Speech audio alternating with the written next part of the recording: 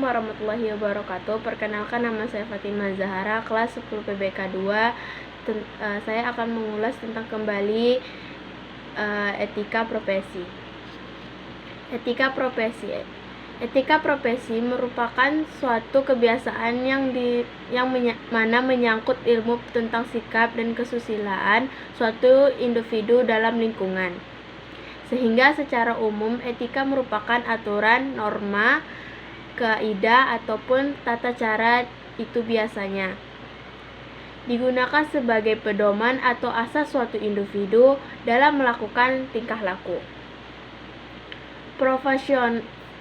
Profesional sama dengan orang yang menjalankan profesi atau pekerjaan sesuai dengan keahlian. Selain itu, seseorang profesional harus bertindak secara objektif, bebas dari rasa benci, sentimental, malu, malas, dan enggan untuk mengambil keputusan. Sedangkan etika profesi pesan sebagai tata cara atau norma yang secara tegas menyarankan balik buruknya sikap seseorang untuk bertindak sesuai aturan yang diterapkan. Etika profesi memiliki tujuan, manfaat, dan contoh dalam pekerjaan. Yang pertama, keahlian atau pengetahuan yang dijalankan dan didapatkan. Seseorang dijalankan dan mendapatkan seseorang profesi tersebut selain pendidikan, pelatihan, maupun pengalaman yang sudah dimiliki selama bertahun-tahun. Keahlian atau pengetahuan kasus dibutuhkan sesuai dengan aturan dan kode etika profesi. Yang kedua, memiliki standar moral. Memiliki standar moral merupakan prinsip integrasi moral. Yang ketiga, harus izin khusus. Yang dimaksud dengan izin khusus adalah seseorang yang memiliki keahlian atau pengetahuan khusus untuk menjalankan profesi tertentu bisa menjalankannya. Yang keempat, otorientasi pada kepentingan masyarakat merupakan sebuah profesi yang harus memiliki orientasi pada kepentingan masyarakat yang dilayani. Artinya, dalam menjalankan profesi, seseorang harus menjalankan kepentingan masyarakat di atas kepentingan dari diri sendiri dan memperakatkan dengan kode etik profesi yang berlaku. Yang kelima, memiliki kode etik ciri lain, seperti adanya kode etik yang menuntun suatu profesi yang dijalankan, sehingga dapat dibantu seseorang profesional untuk menjalankan profesi dengan baik, sesuai aturan yang berlaku, serta membantu untuk mentoleransi pada masyarakat. Prinsip-prinsip dasar etika profesi. Yang pertama, prinsip tanggung jawab. Setiap profesional harus bertanggung jawab terhadap pelaksanaan suatu pekerjaan dan juga terhadap hasilnya. Selain itu harus memiliki tanggung jawab terhadap dampak yang mungkin terjadi dari profesinya bagi kehidupan orang lain atau masyarakat umum. Yang kedua, prinsip keahlian, yaitu prinsip profesional ini dituntut untuk mendepankan keadilan dalam menjalankan pekerjaannya, dan keadilan harus diberikan kepada siapa saja yang berhak. Yang ketiga, prinsip otonomi, yaitu setiap profesional memiliki wewenang dan kebiasaan dalam menjalankan pekerjaan sesuai dengan profesinya. Artinya, seseorang profesional memiliki hak untuk melakukan atau tidak melakukan suatu hal yang dengan memperhatikan kode etik profesinya. Yang keempat, prinsip integritas merupakan kualitas kejujuran dan prinsip moral dalam diri seseorang yang dilakukan secara konsisten dalam menjalankan profesinya. Artinya, seseorang profesional harus memiliki komitmen pribadi untuk kepentingan profesinya, dirinya, dan masyarakat. Fungsi dan tujuan etika. Fungsi kode etik. Fungsi sebagai pedoman bagi semua anggota suatu profesi tentang prinsip profesitas yang diterapkan. Profesi tentang sebagai alat kontrol sosial bagi masyarakat umum terhadap suatu profesi tertentu sebagai sarana untuk mencegah campur tangan dari pihak lain di luar organisasi terkait hubungan etika dalam anggota suatu profesi. Tujuan kode etik profesi. Yang pertama, untuk menjunjung tinggi martabat suatu profesi. Yang kedua, untuk menjaga dan mengolah kesejahteraan anggota profesi. Yang ketiga, untuk meningkatkan pendapatan para anggota profesi. Yang keempat, untuk membantu meningkatkan mutu suatu profesi. Yang kelima, untuk meningkatkan pelayanan suatu profesi di atas keuntungan pribadi. Yang keenam, untuk menentukan standar buku bagi suatu profesi. Yang ketujuh, untuk meningkatkan kualitas organisasi menjadi lebih profesional dan terjalin dengan erat. Etika menghormati atasan dalam lingkungan bekerja. Yang pertama, tidak terlalu banyak menuntut. Seseorang karyawan yang baik harus tahu benar mampu memahami kedudukannya. Yang kedua, bertanggung jawab, yaitu melakukan suatu tugas dan kewajiban dengan sungguh-sungguh dan siap menanggung segala resiko atas perbuatan sendiri. Yang ketiga, selalu bersikap hormat.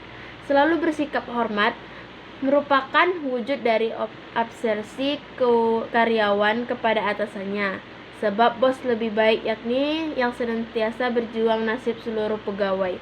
Yang keempat, berpikir positif, yaitu berkaitan dengan tingkah laku dan sikap seseorang. Yang kelima, tidak memicu keributan.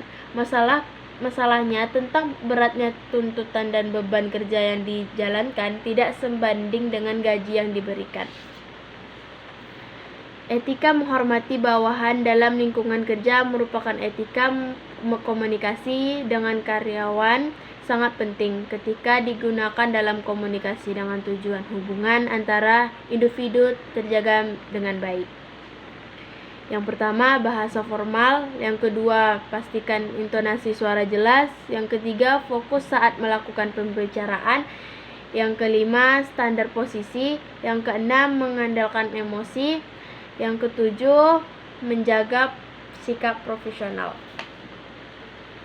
Etika seseorang dengan mitra perusahaan. Berikut etika dalam mitra perusahaan. Yang pertama, etika seorang dengan pengguna jasa. Yang pertama, menjaga komitmen, kepercayaan, dan kebiasaan pengusaha jasa dengan bertuang dalam kontrak dengan pengguna jasa.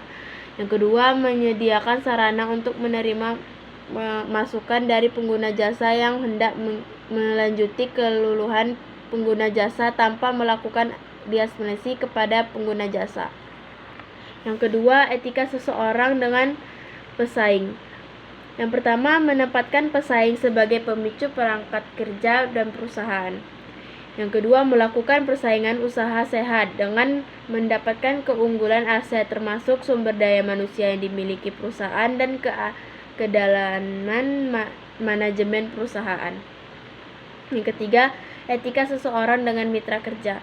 Yang pertama, meningkatkan iklim saling percaya, menghargai dan menumpuk rasa kebersamaan dengan mitra kerja sesuai dengan kaidah-kaidahnya. Kaidah-kaidah yang usaha yang berlaku. Dasar kode etik akuntan. Kredibilitas. Akuntan wajib menjunjung tinggi kredibilitasnya untuk mempertahankan kepercayaan masyarakat atas profesi tersebut. Profesionalisme. Akuntan harus memiliki sifat perilaku, keahlian, keterampilan, dan kualitas yang dimiliki seseorang profesional. Yang ketiga, kualitas jasa. Akuntan harus menghasilkan jasa atau pelayanan unggul kepada masyarakat yang diterapkan standar-standar layanan yang tertinggi. Yang keempat, kepercayaan. Akuntan harus bisa meyakini bahwa usahanya untuk percaya dengan hasil kerjanya. Prinsip-prinsip kode etik profesi akuntan. Yang pertama integritas, yang kedua objektivitas, yang ketiga kompetensi dan berhati-hatian profesional, yang keempat kerahasiaan, yang kelima tanggung jawab profesi, yang keenam kepentingan publik, yang ketujuh perilaku profesional, yang kedelapan standar teknis. Contoh penerapan etika profesi akuntan. Berikut ini penerapan etika profesi akuntan. Yang pertama, bersikap konsisten. Yang kedua, mematuhi peraturan. Yang ketiga, menolak penerimaan suap. Yang keempat, senantiasa menjaga data klien. Yang kelima, bekerja sama dengan rekan sesama tim. Yang keenam, menolak dipengaruhi orang lain. D. Mengolah kompetensi profesional. Kompetensi profesional adalah kemampuan atau penangkapan yang memiliki seseorang yang melaksanakan suatu pekerjaan. Kompetensi profesional terkait tiga hal, yaitu pengetahuan, keterampilan, sikap atau kepribadian. Dalam sikap atau kepribadian terkandung unsur-unsur seperti tanggung jawab, tahan uji, diabetes, lemah lembut, sabar, mampu mengandalkan diri, dan sebagainya. Yang pertama, membangun kepribadian yang baik. A. Faktor-faktor yang membentuk kepribadian seseorang dibentuk oleh beberapa faktor berikut ini. Yang pertama, faktor keluarga. Yang kedua, faktor biologis. Yang ketiga, faktor budaya. Yang keempat, faktor pendidikan. Yang kelima, faktor sosial dan lingkungan. Yang kedua, tipe-tipe kepribadian di lingkungan kerja. Yang pertama, tipe realitas. Yang kedua, tipe investigatif. Yang ketiga, tipe usahawan. Yang keempat, tipe sosial. Yang kelima, tipe altruistik. Yang keenam, tipe konvensional. Yang kedua, presentasi diri. Yang pertama, tata cara busana, tata cara bersolek dan berhias, berupa hal yang harus diperhatikan dalam bersolek antara lain. Yang pertama, perawatan rambut. Yang kedua, make up. Yang ketiga, perhiasan dan parfum.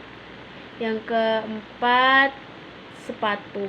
Jenis-jenis pakaian resmi menurut tata cara internasional adalah sebagai berikut. Yang pertama, pakaian lengkap. Pakaian lengkap terdiri atas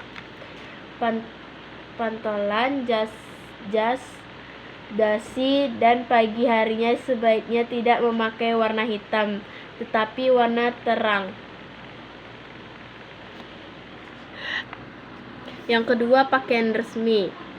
Pakaian resmi block terdiri dari celana hitam, kemeja putih, dasi kupu-kupu hitam, kaos kaki hitam, dan sepatu hitam. Yang ketiga, dress code. Pakaian dress code dianggap pakaian resmi untuk budaya busana bangsa Indonesia. Pakaian jenis ini dapat dipergunakan untuk perkalangan sehari-hari. Sekian dari saya. Wassalamualaikum warahmatullahi wabarakatuh.